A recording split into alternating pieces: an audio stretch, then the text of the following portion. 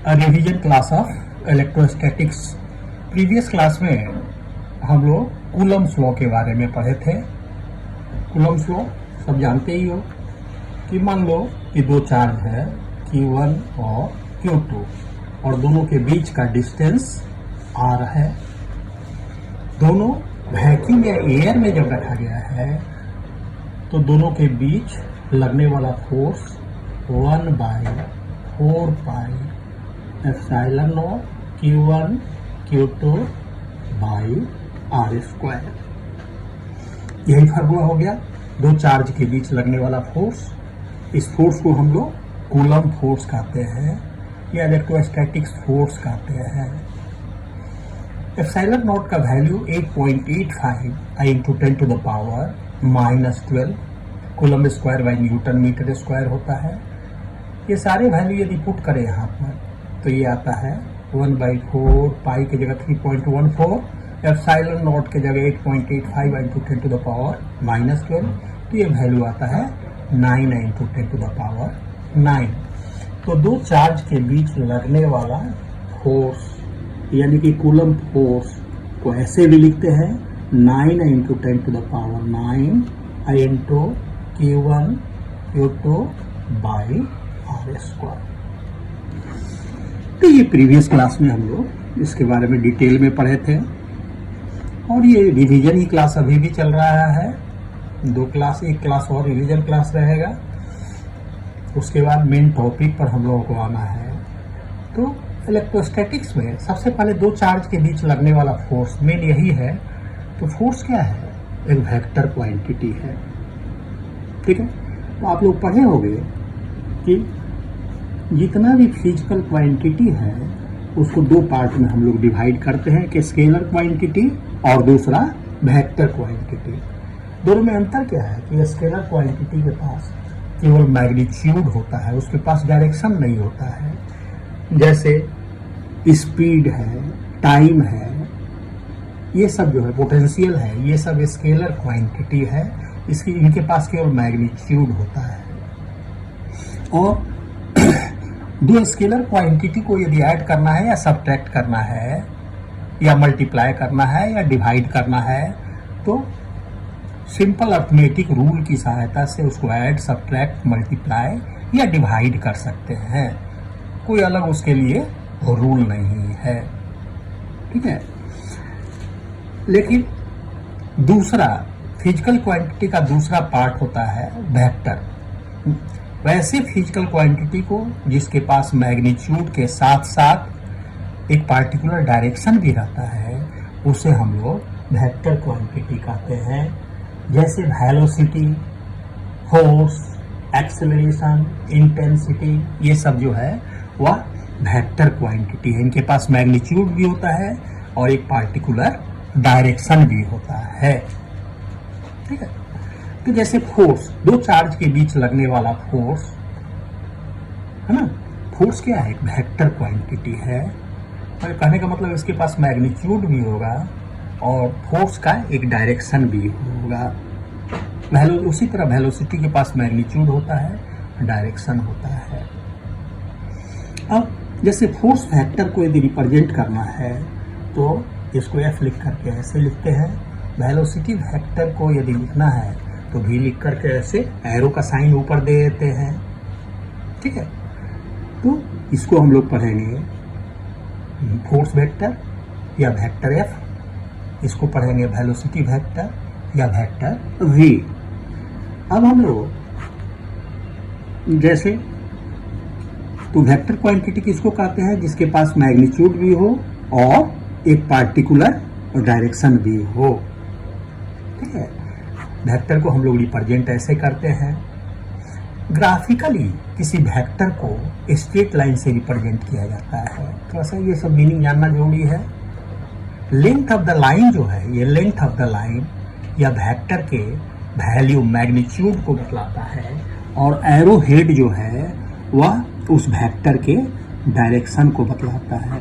Length यदि ज़्यादा है यानी कि उस वेक्टर का मैग्नीट्यूड ज़्यादा है। तो लेंथ ऑफ द लाइन हमेशा ध्यान में रखना कि वेक्टर के मैग्नीट्यूड को बतलाता है। मैग्नीट्यूड मैग्नीट्यूड को बतलाता है और एरोहेड डायरेक्शन को बतलाता है। अब हम लोग जानते हैं कि जैसे यह इस डायरेक्शन है, या वेस्ट, या नॉर्थ, या साउथ। फोर्स एक वेक्टर है, तो जैसे मान लो कि कह रहा है कि एक पार्टिकल पर 10 न्यूटन का फोर्स इस डायरेक्शन में लग रहा है, तो 10 न्यूटन का फोर्स इस डायरेक्शन में लग रहा है, तो लेंथ ऑफ द लाइन, पहला वेक्टर 10 न्यूटन हो गया, तो लेंथ ऑफ द लाइन इस वेक्टर के मैग्नीट्यूड को बतलाया, एरो हेड उसके डायरेक्शन को बतलाया। मान लो कि कह रहा है कि एक पार्टिकल पर 20 न्यूटन का एक फोर्स लग रहा है नॉर्थ डायरेक्शन में, 20 न्यूटन का दूसरा फोर्स लग रहा है नॉर्थ डायरेक्शन में, तो ये दूसरा फोर्स जो है उसका मैग्नीट्यूड इस पहले फोर्स के मैग्नीट्यूड का जस्ट डबल है, तो length of the line magnitude बतलाता है। तो चूंकि इसका मैग्नीट्यूड वैल्यू इसके वैल्यू से दोगुना है, इसलिए इसका लेंथ इसके लेंथ का जस्ट डबल होगा, यही मतलब है। मान लो कि इसी पार्टिकल पर एक तीसरा फोर्स लग रहा है 15 न्यूटन का making an angle 30 degree with इस direction, making an angle 30 degree with इस डायरेक्शन, तो ये 15 न्यूटन हो गया, ठीक है। किधर, इस डायरेक्शन से 30 डिग्री का एंगल बनाते हुए, तो making an angle 30 degree with इस डायरेक्शन टुवार्ड्स नॉर्थ, ये कंप्लीट स्टेटमेंट हुआ, making an angle 30 degree with इस डायरेक्शन टुवार्ड्स नॉर्थ। तो इस तरह से किसी वेक्टर का ग्राफिकल रिप्रेजेंटेशन ऐसे होता है, जैसे 10 न्यूटन को रिप्रेजेंट किया, या 20 न्यूटन को रिप्रेजेंट किया, या 15 न्यूटन को रिप्रेजेंट किया, ठीक है। तो ये सब चीज ध्यान में रखना है। अब दो वेक्टर को ऐड कैसे किया जाता है, यही हम लोगों को जरूरत है ना। तो फॉर्मूला याद रखना, addition of vector, addition of vectors, addition of vectors.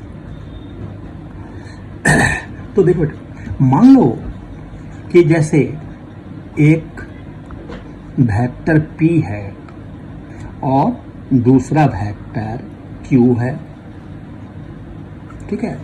जैसे इधर 10 न्यूटन का फोर्स लग रहा है और इधर 15 न्यूटन का फोर्स लग रहा है, तो वेक्टर P का वैल्यू हो गया 10 न्यूटन और वेक्टर Q का वैल्यू हो गया 15 Newton.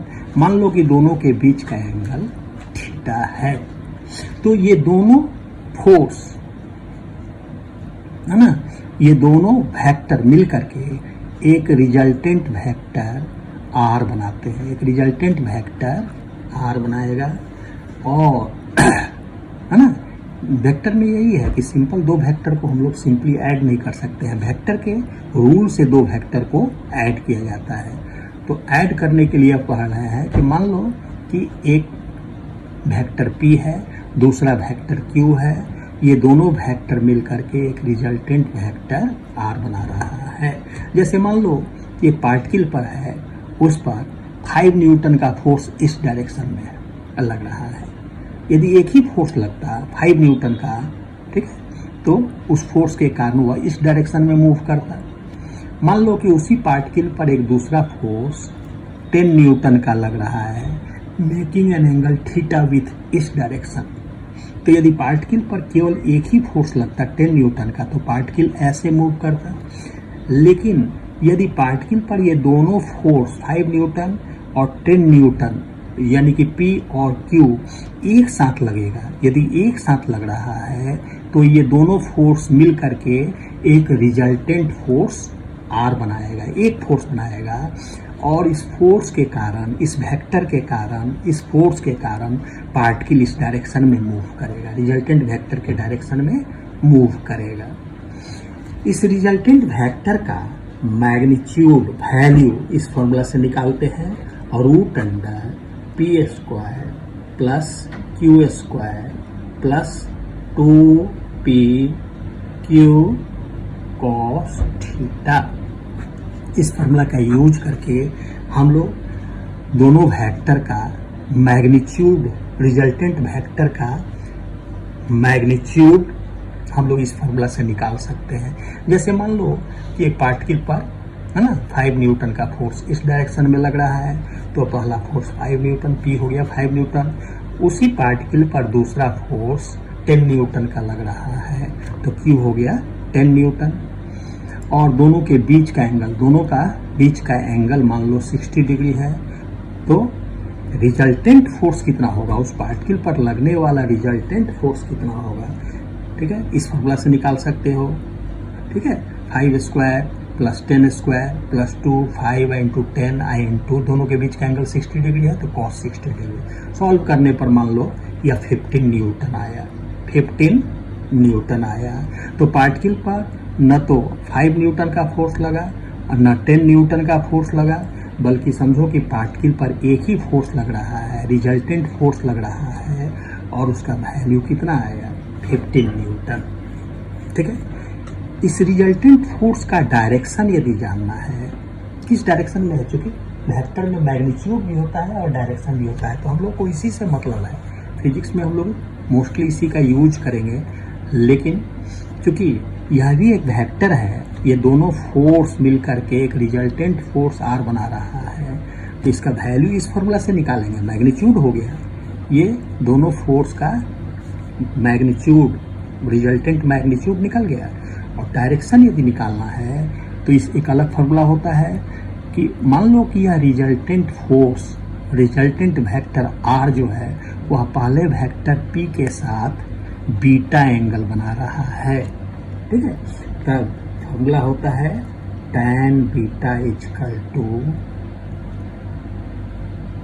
Q sine theta by P plus Q cos theta. तो बीटा इक्वल टू होगा tan inverse Q sine theta by P plus Q cos theta. इस फॉर्मूला का यूज करके, जैसे क्यू कितना था, मान लो कि 10 न्यूटन था, दोनों पी कितना था, मान लो कि 5 न्यूटन था, दोनों के बीच का एंगल कितना, थीटा 60 डिग्री है। तो इसको सॉल्व करेंगे तो कुछ आएगा, है ना। उसका tan इनवर्स ले, ये प्रोसेस है अपना, tan इनवर्स ले तो दो रिजल्टेंट वेक्टर का यह डायरेक्शन दे देगा, डायरेक्शन ये दे देगा। तो खैर अभी इसकी ज़रूरत कम ही है, लेकिन तब भी ये जानना चाहिए। डायरेक्शन के लिए हमको इस तरह से निकालना होगा, इस फॉर्मूला का यूज करना होगा। अब जैसे अब मान लो कि दोनों वेक्टर एक ही डायरेक्शन में है, दोनों वेक्टर एक ही डायरेक्शन में हैं। मान लो कि वेक्टर P और वेक्टर Q एक ही डायरेक्शन में है, वेक्टर Q एक ही डायरेक्शन में है, तो दोनों के बीच का एंगल थीटा कितना होगा, 0।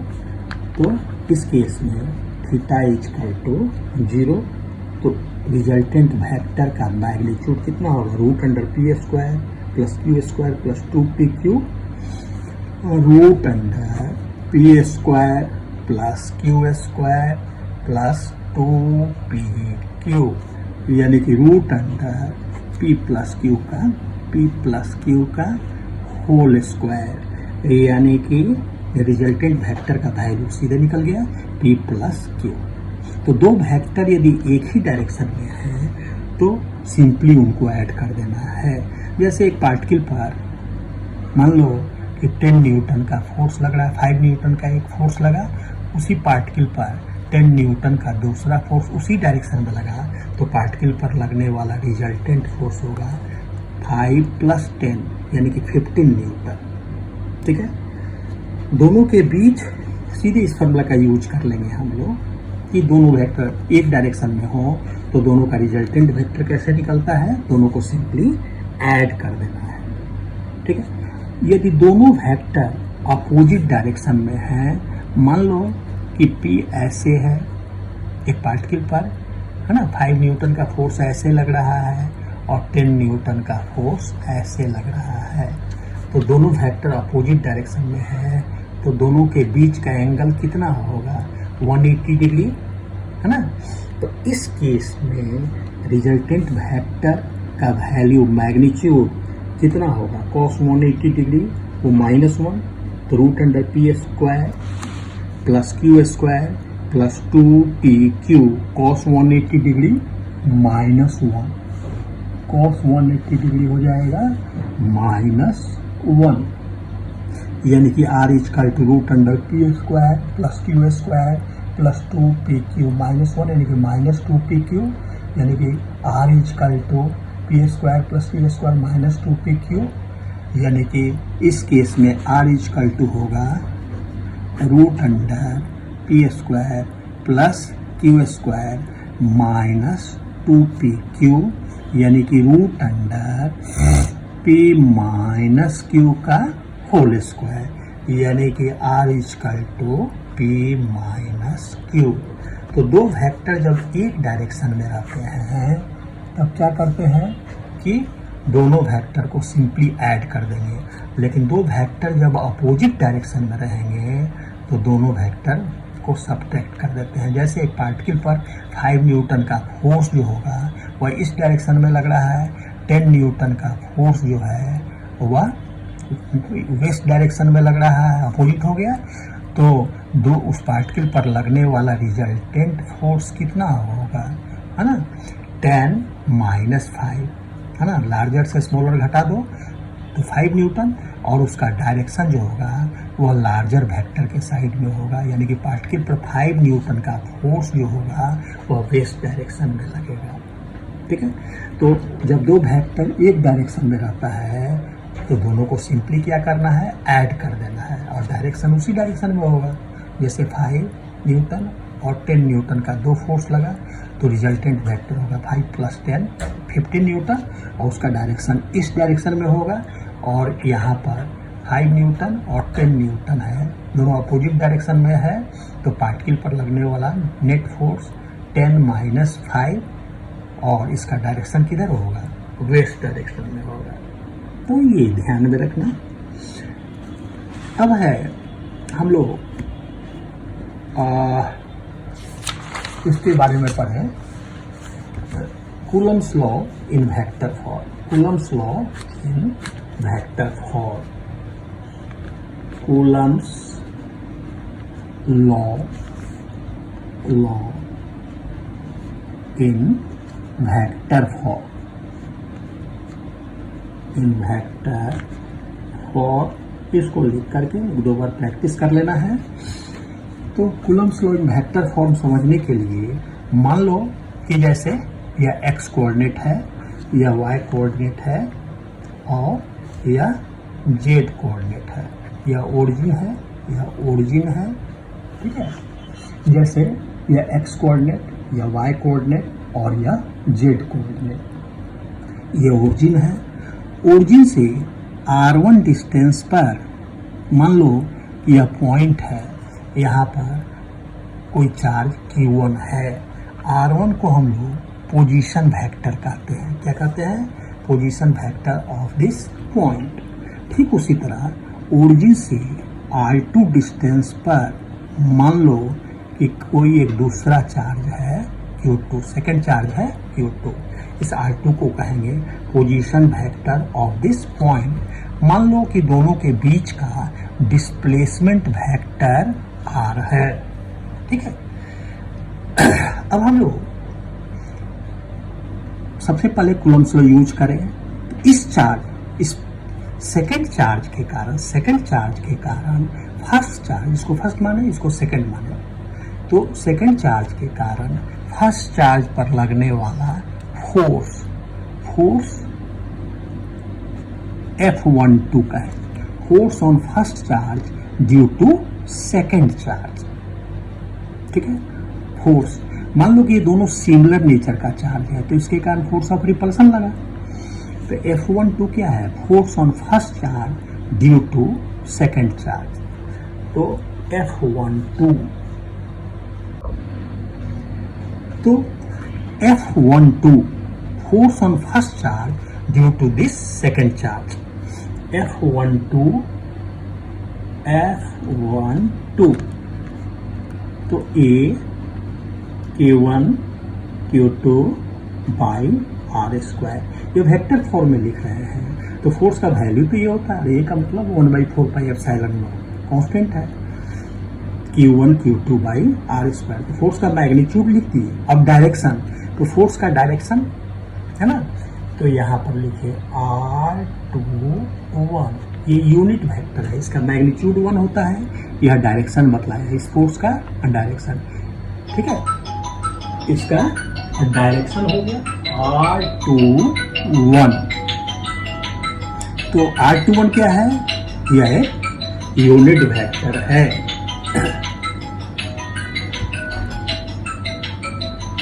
ठीक उसी तरह force on second charge due to first charge, इसको हम F21 माने। क्या माने, F21। तो F21 ये A Q1 Q2 by R square, इस F21 force on second charge due to first charge का वैल्यू, दोनों का वैल्यू मैग्नीट्यूड सेम है, लेकिन इसका डायरेक्शन किधर से किधर है, फर्स्ट चार्ज से सेकंड चार्ज है। तो यूनिट वेक्टर डायरेक्शन बतलाएगा, इसका मैग्नीट्यूड 1 होता है, तो यह केवल डायरेक्शन बतलाता है। तो यूनिट वेक्टर दे दिए R और 1 2। ठीक है, बट R21 यह यूनिट वेक्टर है और R12 यह भी यूनिट वेक्टर है, दोनों का वैल्यू सेम है, मैग्नीट्यूड सेम है, लेकिन दोनों का डायरेक्शन एक दूसरे के अपोजिट है, इसलिए हम लोग माइनस का साइन दिए। तो hence F12 equal to A Q1 Q2 by R square minus R12, यानी कि minus A Q1 Q2 by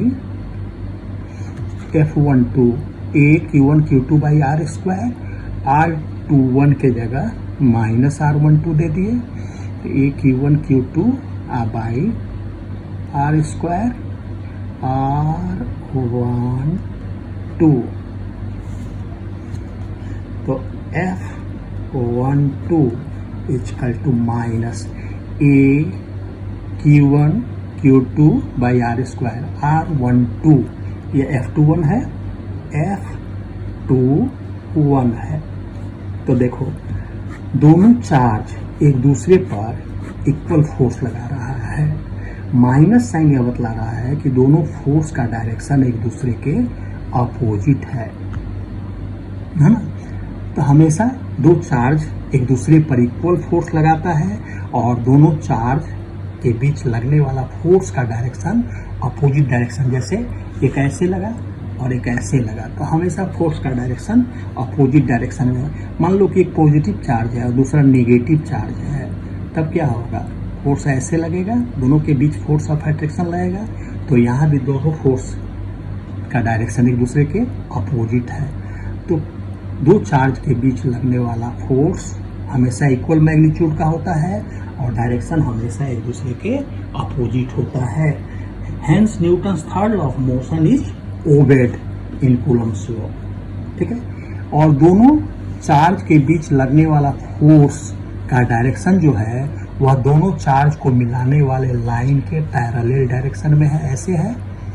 तो ऐसे यानी कि दो चार्ज के बीच लगने वाला फोर्स कंजर्वेटिव फोर्स है।